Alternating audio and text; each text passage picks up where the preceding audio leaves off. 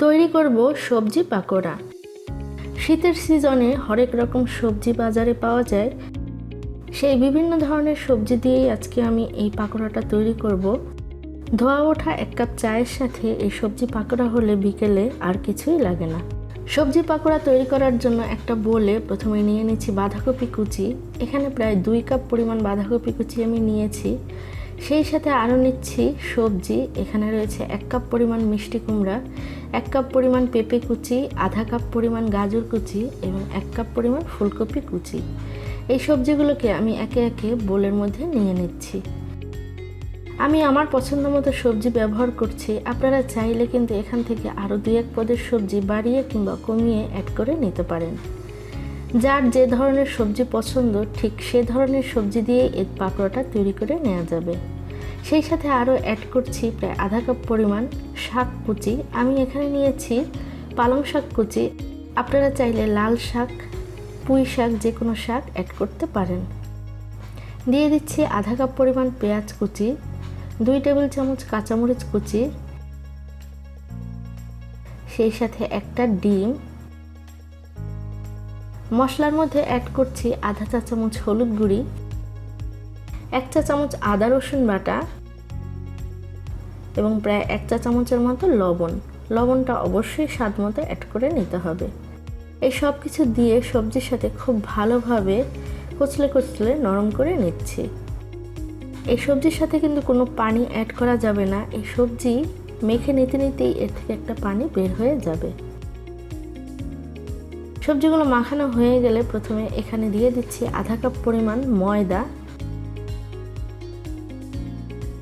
এবং 1/4 কাপ পরিমাণ চালের গুঁড়ি।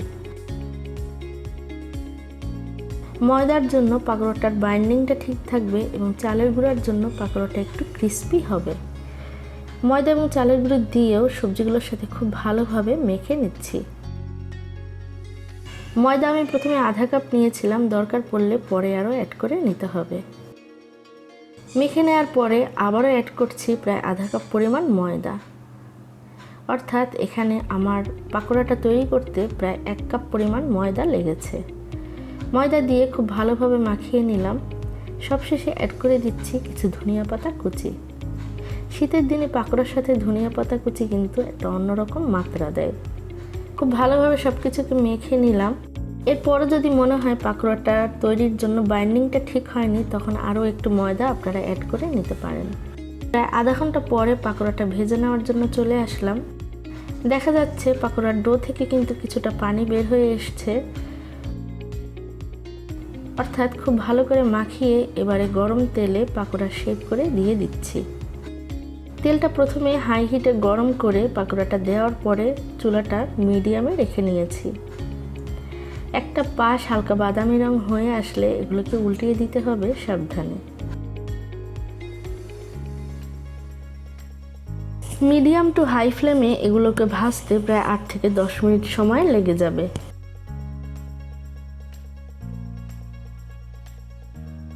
উভয় পাশ উল্টিয়ে পাল্টিয়ে আমি এদের সোনালি করে ভেজে নিব। চুলার আঁচটা একটু কমিয়ে ভাজলেই এগুলো বেশ মুচমুচা হবে। তৈরি হয়ে গেল কিন্তু খুবই মজাদার এবং স্বাস্থ্যসম্মত ভেজিটেবলস পাকোড়া। শীতের দিনে কিন্তু এই পাকোড়ার জুড়ে নেই। ছোট বড় মধ্যবয়সী সকলেরই পছন্দের এই পাকোড়া। আশা করছি সবজি পাকোড়ার এই রেসিপিটা আপনাদের কাছে ভালো লেগেছে। যদি ভালো লেগে থাকে তাহলে সাবস্ক্রাইব করুন নিয়ান্স কুকিং ডায়েরি চ্যানেলটিকে এবং নিয়ান্স কুকিং ডায়েরি চ্যানেলটি সাবস্ক্রাইব করে এর পাশের বেল বাটনটি ক্লিক করতে ভুলবেন না। এতে করে আমি যখনই কোনো ভিডিও পোস্ট করব আপনি সাথে সাথেই এর নোটিফিকেশন পেয়ে যাবেন। সবজি দিয়ে আরও হরেক রকমের পাকোড়ার রেসিপি কিন্তু আমার চ্যানেলে দেয়া আছে, যেগুলোর লিঙ্ক এন্ড স্ক্রিন এবং ডেসক্রিপশন বক্সে দেওয়া থাকবে।